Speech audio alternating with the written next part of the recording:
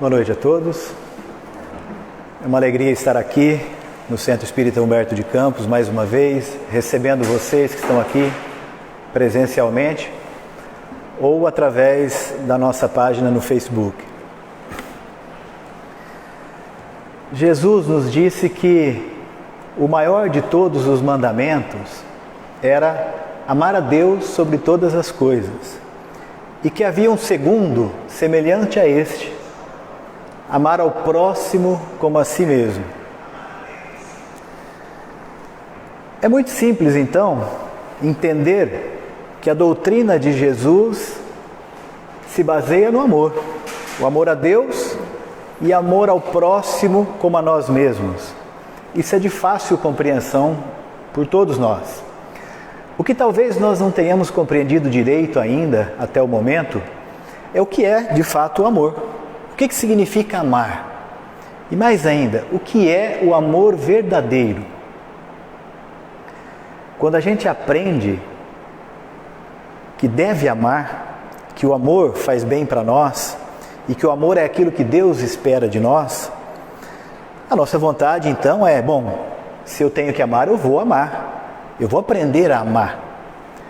E a gente faz esse movimento então em direção ao desenvolvimento da capacidade de amar.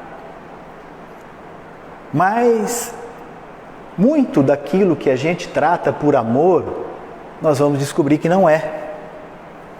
Aliás, muita gente diz assim: eu tenho muito amor no coração, eu amo a humanidade inteira. O que é uma coisa muito fácil, né? Amar a humanidade é a coisa mais fácil que existe, porque é amar uma abstração, não é uma coisa real.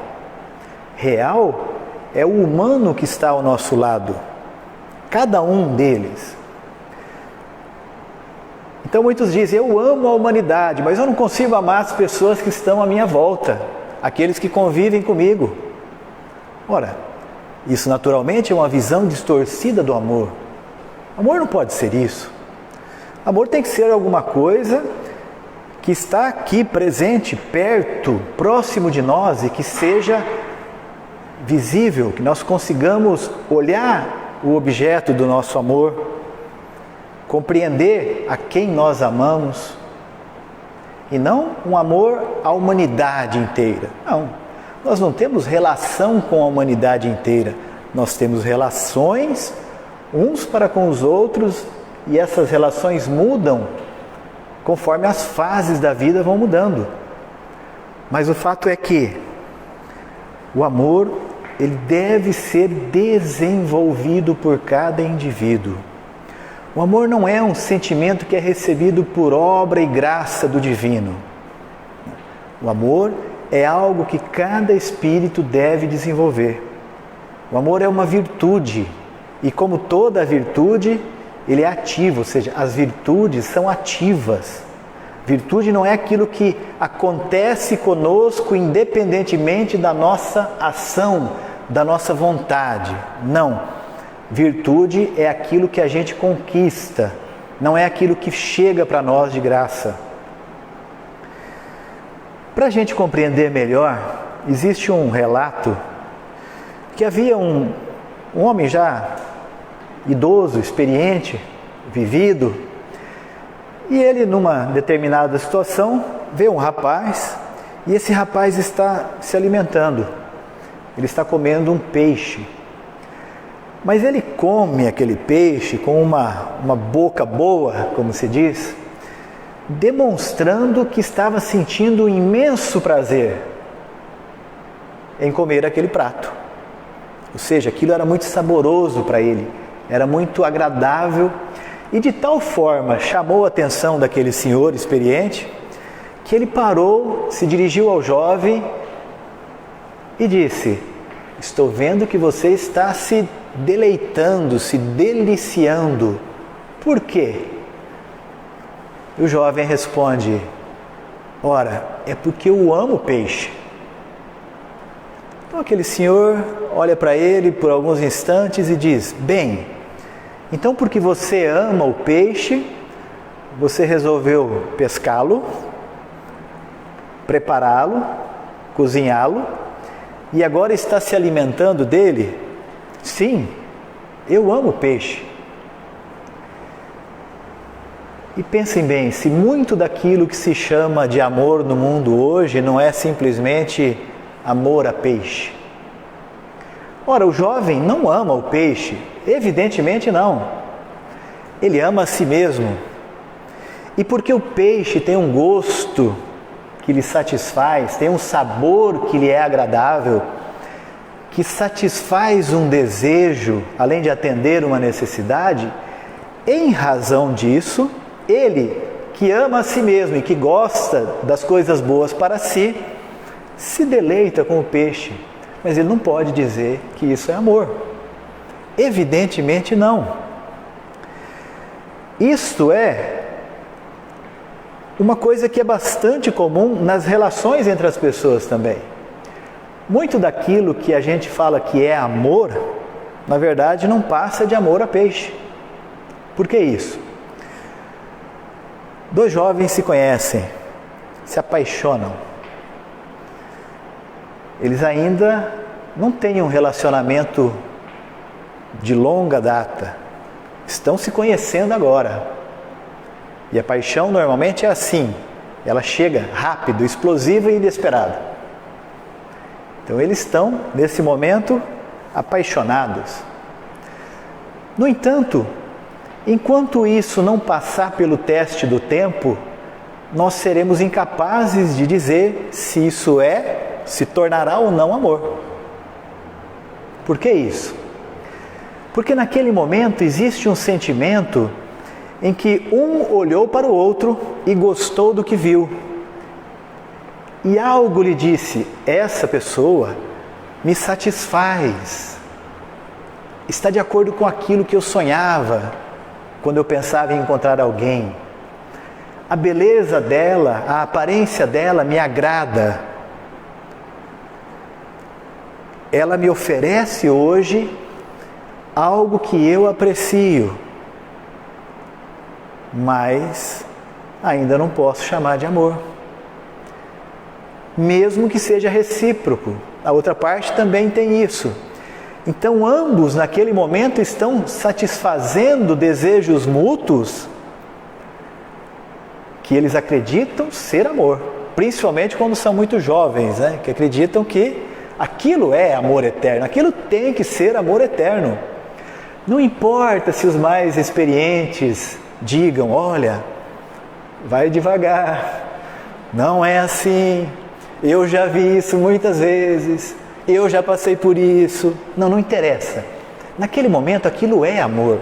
Aquilo que as outras pessoas viveram e que depois descobriram que não era amor, não, aquilo é um problema delas. Não, neste caso sim, é amor. Mas a gente sabe que a paixão é uma coisa forte, mas que tem um prazo de validade curto. E de repente, tudo aquilo que parecia ser eterno vai por água abaixo. Enquanto que muitos outros relacionamentos começam mornos. Que de repente as pessoas se aproximaram por alguma conjuntura e acabaram resolvendo ficar juntas. E com o passar do tempo, essa relação vai se solidificando. E de repente descobre que o amor está ali presente, o amor verdadeiro, não a paixão. Agora, o que é que diferencia esse sentimento explosivo que surge de uma hora para outra e aquele outro sentimento que vai nascendo aos poucos, que vai crescendo gradativamente? Qual a diferença entre os dois? Eu faço a pergunta: quanto que o apaixonado já investiu no objeto da sua paixão naquele tempo em que eles se conhecem? Nada, praticamente nada. Enquanto que o casal que foi desenvolvendo uma relação duradoura e foi fazendo o amor surgir, foi ao longo do tempo se investindo um no outro. E é essa a diferença do amor. Por quê? Porque a gente pensa que a gente cuida daquilo que a gente gosta, até o momento em que a gente se dá conta que, na verdade, a gente gosta ou a gente ama aquilo que a gente cuida. Aquilo que você tem, que você valoriza, aquilo que te custou um esforço, que exigiu investimento, é sagrado. A história de um rei tinha um filho que era muito relapso, muito dissipador. Como era filho do rei, achava que podia comprar tudo. E ele gastava sem maiores consequências. O pai dele, então, um dia, resolveu aplicar uma lição. Ele foi convidado a deixar os aposentos reais e sair pelo reino para conquistar um pagamento. Era um valor definido, digamos, 1000 dinheiros. E ele saiu. E o pai dele disse: enquanto você não conquistar esse dinheiro com o fruto do teu trabalho, você não retorne a mim. E aí ele foi. Chegando lá, encontrou os amigos de sempre, acostumados naquela vida de farra, se dirigiu a eles dizendo: olha, hoje eu não vou poder sair para as nossas festas costumeiras, porque o meu pai, em razão de uma decisão arbitrária, disse que eu preciso ganhar 1000 dinheiros com o meu trabalho, senão eu não posso voltar para casa, enquanto eu não ganhar. O amigo dele disse: mas isso não é problema, está aqui. Tirou o dinheiro, deu para ele e disse: vai lá, fala para o seu pai que você fez um trabalho e que foi pago. E aqui está o dinheiro, mostra para ele a prova. E o príncipe fez assim, se dirigiu ao pai, o pai olhou e disse: mas já? Falou assim: eu fiz um trabalho e já ganhei os 1000 dinheiros, aqui está. O rei pegou aquele dinheiro, foi até a lareira e jogou no fogo. O jovem olhou aquilo impassível. Para ele, aquilo não significava nada. O pai disse: vá e conquiste o dinheiro com o teu trabalho, e só depois volte aqui. E não deu maiores explicações, de forma que o príncipe saiu, encontrou os amigos, explicou aquilo que havia acontecido, e o amigo disse: claro, nós fomos muito ingênuos, você voltou lá muito rápido, vamos fazer assim, fique com a gente hoje, nós vamos pagar as festas, amanhã você volta até ele, nós vamos te dar o dinheiro de novo, e aí sim, ele vai ver que passou um dia inteiro e que você teve como trabalhar e ganhar esse dinheiro. E assim ele fez, voltou lá no dia seguinte, entregou o dinheiro ao pai, o pai olhou, pegou o dinheiro, novamente repetiu o gesto, jogou na lareira e o dinheiro se queimou. E o príncipe ali, impassível. O rei olha para ele e diz: vá e ganhe o dinheiro com o teu trabalho, conquiste o dinheiro. E assim ele foi. E chegando lá, os amigos tinham várias alternativas, para ele continuar enganando o pai, mas ele percebeu que aquilo não ia funcionar. Olha, esse negócio não vai dar certo, meu pai não vai cair nessa. Então, sim, vou ter que trabalhar. A primeira coisa que ele descobriu que não era simplesmente trabalhar e ganhar o dinheiro. Primeiro, ele precisaria encontrar alguém que fosse contratá-lo. Ele tinha que ter um emprego disponível, alguém disposto a contratá-lo, e mais do que isso, ele precisaria ofertar algum valor em troca, porque se a pessoa não sabe fazer nada, ela vai ser paga para quê? Então, ele começou uma peregrinação, buscando alguma coisa que ele pudesse realizar para conseguir aqueles 1000 dinheiros. E tanto fez que até arrumou um trabalho, viu que não era simples conquistar aquilo, Aquilo que ele pensou que conseguiria em algumas horas, ele demorou alguns dias para conseguir. Ao fim daquela semana, ele recebeu aquele pagamento e foi procurar o pai. Chegando lá, disse: aqui está, meu pai, o dinheiro que eu conquistei com o meu trabalho. O pai pegou o dinheiro, como das outras vezes, se dirigiu à lareira e quando ele esticou o braço para colocar o dinheiro nas chamas, o príncipe voou no braço dele, pegou o dinheiro de volta, falou: esse não, esse não, esse eu fiz, eu mereci, eu fiz por merecer. Qual que foi a diferença? Naquele momento ele se investiu naquele trabalho, ele doou de si, ele entregou algo de si. E com o amor se dá exatamente a mesma coisa. Nós não amamos nós não amamos as outras pessoas simplesmente porque de repente surgiu um sentimento automático ou por um vínculo automático. Não, a gente ama as pessoas porque a gente se investe nelas. Uma mãe, por exemplo, ela pode acalentar o desejo de ser mãe, mas ela ainda não sabe de quem que ela vai ser mãe. Ela ainda não sabe que tipo de filho vai chegar para ela.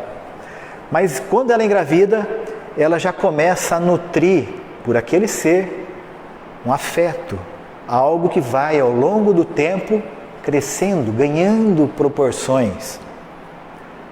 Por que se diz que o amor de mãe é o amor mais sublime que a gente pode encontrar na Terra? Exatamente porque não existe doação maior do que aquela que uma mãe pode dar. O pai não pode dar aquilo. Embora o pai possa amar também grandemente, mas quando ele também se investe na prole, nos filhos. É muito comum, casal de jovens apaixonados, a moça engravida e o rapaz some. Não aparece nunca mais. A única coisa que faz é pagar uma pensão, porque caso contrário ele pode ser detido, pode passar a noite na cadeia ou alguns dias. Enfim, ambos são pais, mas quem é que realmente se investiu naquela criança? Algumas mães também abandonam. E de repente o pai assume o papel de mãe. E a mãe vai viver a vida dela, como muitos homens fazem. Mas o fato é que o amor mesmo é daquele que está ali, que está dando de si para aquela criança. A tal ponto que, quanto mais o tempo passa, mais ela reconhece no objeto do seu amor aquilo dela que ela investiu. E porque o alto amor é algo natural, quando a gente olha para o outro e percebe no outro parte de nós, aí o nosso amor se engrandece. Por isso não tem jeito de construir amor sem esse investimento. Amar não é sobre receber. Receber é reciprocidade. As outras pessoas podem nos dar ou não. Amar não. Amar é sobre dar. É diferente. Amar não é sobre receber. Nós olhamos muito o amor como se fosse uma relação de troca que a gente pudesse fazer com o outro. Ah, eu te amo, então você deve me amar. Mas não. O amor é uma construção unilateral. O que significa isso? Cada pessoa vai desenvolver em si ou não. Em muitas relações existe um que ama e outro que não ama. Isso é muito comum. Por quê? Existe um que se investiu no outro, se doou, doou de si mesmo, doou do seu trabalho, do seu tempo, de tudo aquilo que são os seus recursos físicos, emocionais, espirituais. Isso tudo é doação que se transforma num investimento. E esse investimento é que vai fazer surgir o amor verdadeiro. A troca pode ser prazerosa durante algum tempo, mas é objeto da paixão. Se o amor não for construído após esse encontro apaixonado, isso vai durar algum tempo, mas não muito, e vai se perder. E de repente as pessoas dizem: olha, eu não amo mais. Como assim? Como não ama mais? Na verdade, se o amor acabou, é porque o amor de fato nunca existiu. Não do jeito que se pensava existir. Algumas pessoas acabam se afastando de relacionamentos, é muito comum isso acontecer. Cada uma segue a sua vida. Muitas vezes, elas, com o passar do tempo, olham para trás e se perguntam: mas meu Deus, como é que eu estava naquele relacionamento? Não tinha nada a ver comigo. O que é que aconteceu? A paixão foi interpretada por amor. E depois não passou no teste do tempo, porque ela nunca passa. Mas o amor passa. Muitas pessoas, às vezes, têm uma separação logo no início do casamento, uma morte. Mas a pessoa que fica, embora depois possa reconstituir a sua vida, ter um outro relacionamento, mas aquele espaço, aquele carinho, aquele amor, aquele sentimento do investimento passado, permanece ali. Vai mudar de teor, mas vai permanecer ali. É uma afeição consolidada. É algo que, quando se encontrar novamente, talvez numa outra reencarnação, se aproximam e de repente parece que estão continuando uma conversa que foi interrompida em algum momento. E aí as pessoas dizem: mas olha, as pessoas se viram pela primeira vez, conversaram e estão juntas até hoje e se amam. Mas não porque elas se apaixonaram naquele momento do encontro, e sim porque já haviam desenvolvido esse amor em alguma outra oportunidade. Mas isso é raro na Terra, viu? Aqui muita gente procura a alma gêmea, mas é muito mais fácil encontrar uma algema, bem mais fácil. Almas gêmeas são coisas de contos de fadas, né? Espíritos são seres que precisam aprender a amar. E esse amor não vai acontecer assim, num passe de mágica. É algo que vai acontecer a partir deste investimento. Então o amor requer este investimento. Nós falamos do amor romântico, né? Do amor paternal, maternal. Mas agora, podemos falar também de outros tipos de amor, como, por exemplo, o amor ao trabalho. É muito comum a gente ouvir das pessoas a seguinte frase: eu não gosto do que eu faço. Eu não gosto. Eu gostaria de estar fazendo outra coisa. Aí você pergunta: mas por que é que você está fazendo isso agora? Bom, é que para fazer aquilo que eu gostaria de fazer, eu ainda não estou pronto, eu ainda preciso me formar, eu ainda preciso fazer um treinamento, eu ainda preciso me capacitar. Muito bem. Então, por enquanto, você não é capaz de fazer aquilo que você gosta, certo? Certo. A outra coisa que acontece é a pessoa diz assim: bom, eu tenho medo de deixar aquilo que eu faço hoje para ir fazer aquilo que eu gosto, porque pode ser que não dê certo. E aí, como é que eu vou ficar? Eu vou trocar o certo pelo duvidoso? A gente percebe nas duas situações que existe da nossa parte uma espécie de covardia. Por quê?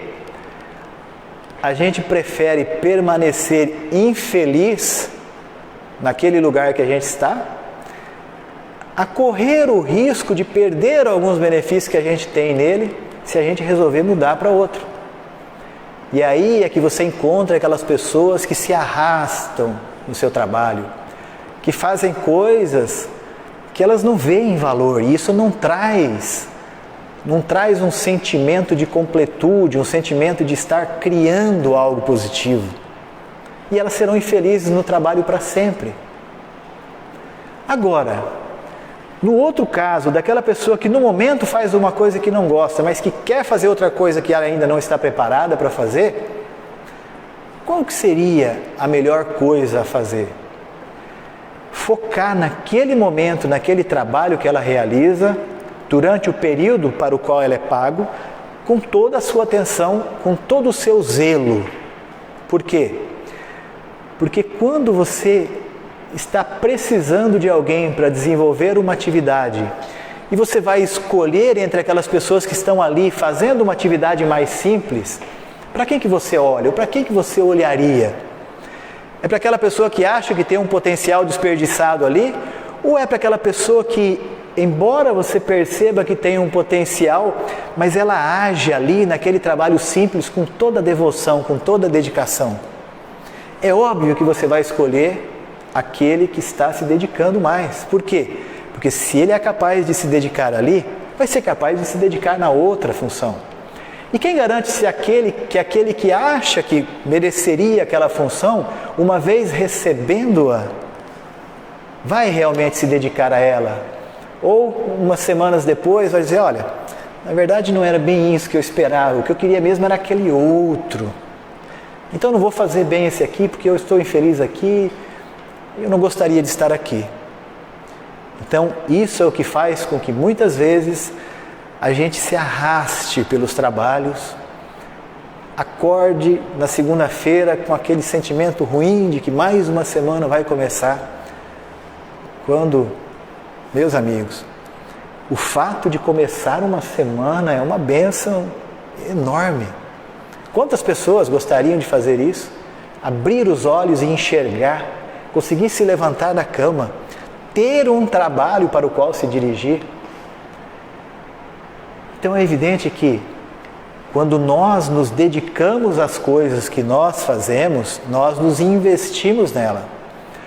Quando nós nos investimos nela, a gente realiza com amor. Aí o amor no trabalho surge.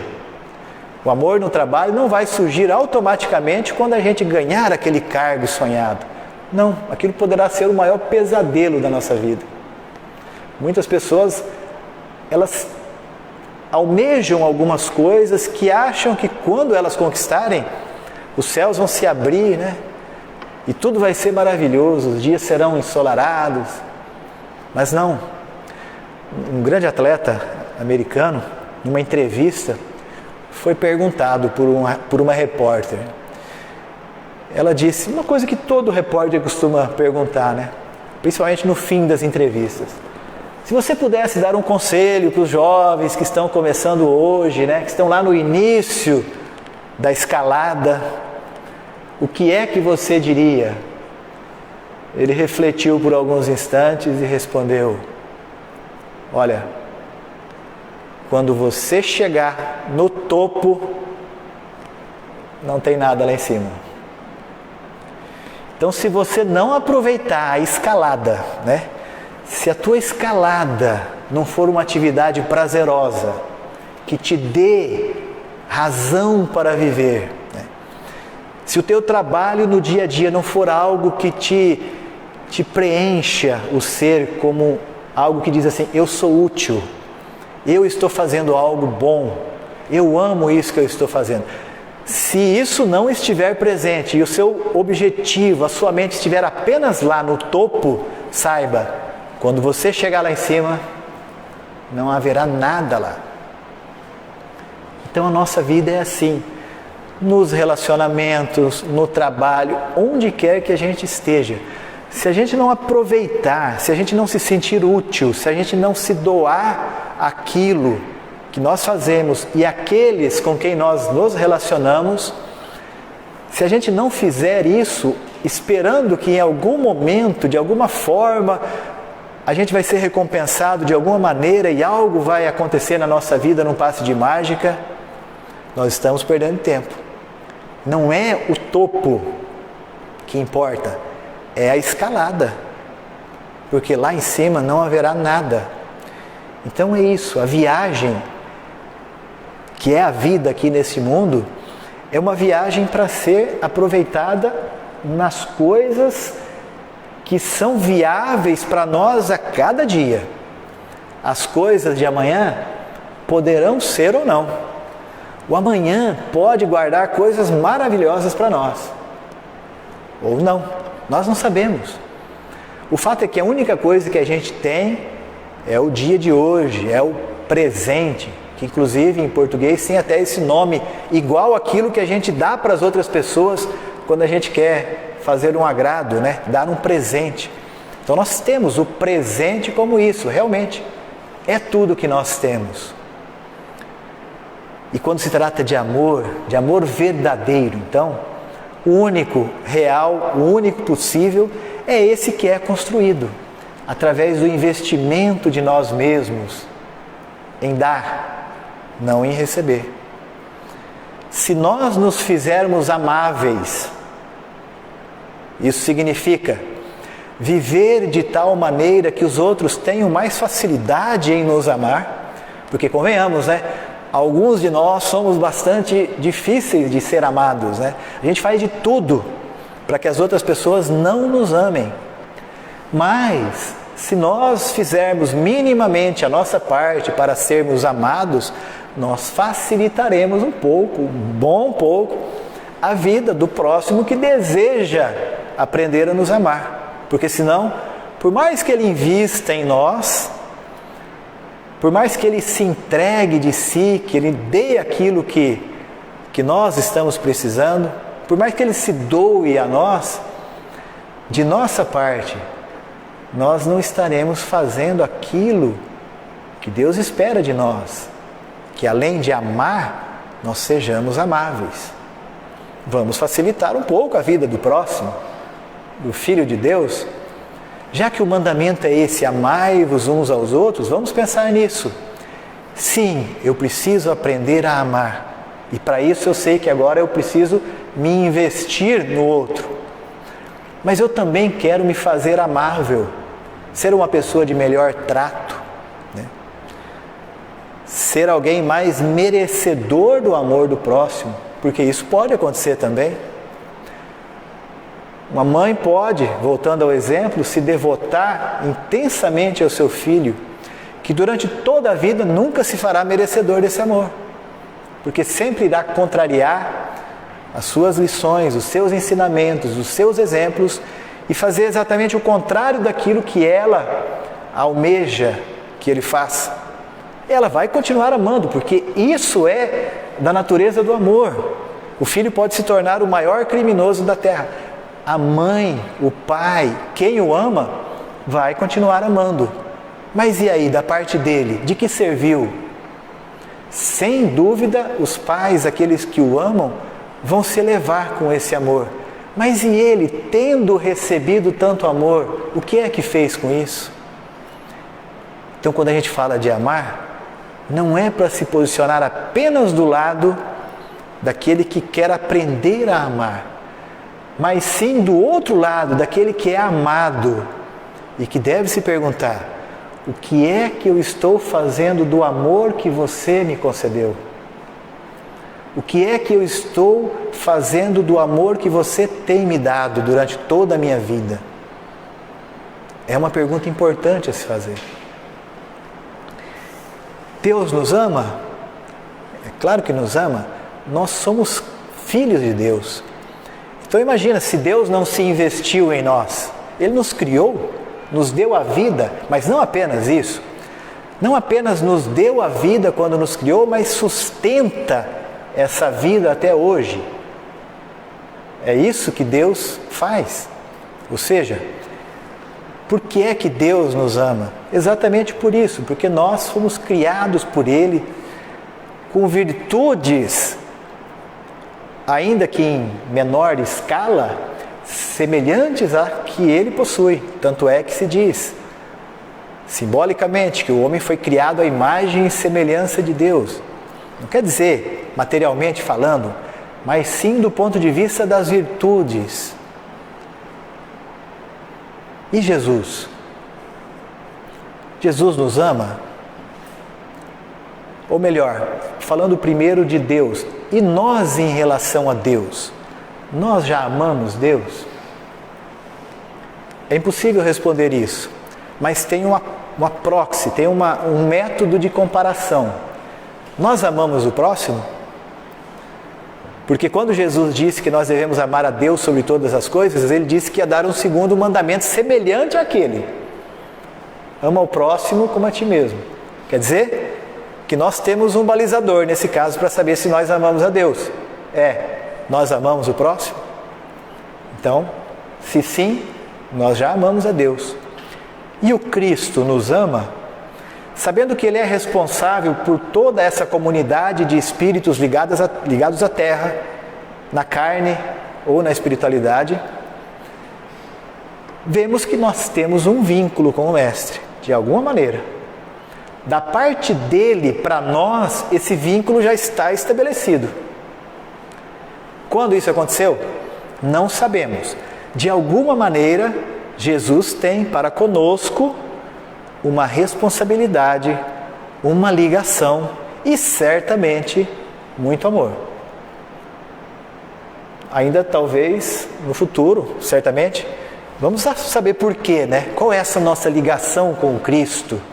Porque Ele é o nosso Cristo, mas o universo está repleto de Cristos, né? Ligados a outros mundos, cada um com a sua comunidade de espíritos ajudando a evoluir. Mas nós, em relação ao Cristo, nós já o amamos? Também é difícil dizer, a não ser que a gente faça o mesmo exercício anterior. Amamos o próximo, que é o mandamento dele? Se sim, já amamos o Cristo. Se pouco, é porque ainda amamos pouco o Cristo, já que amamos pouco o próximo. É a única comparação possível que nós podemos ter. Mas o fato é que Deus e Jesus nos amam. E tanto com o Criador quanto com o Cristo, nós temos essa ligação. Nós somos ligados com Deus desde o nosso nascimento. Sempre seremos. Somos ligados ao Cristo a partir de algum momento.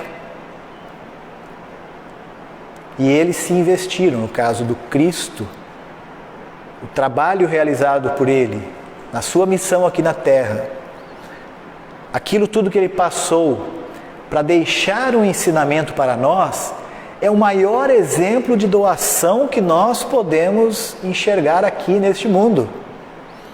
Porque foi alguém que se entregou ao martírio sem reação, porque ele sabia que a vitória não estava ali na manutenção da vida daquele corpo ou da morte daquele corpo. Não, ele sabia que a vitória ia muito além daquilo.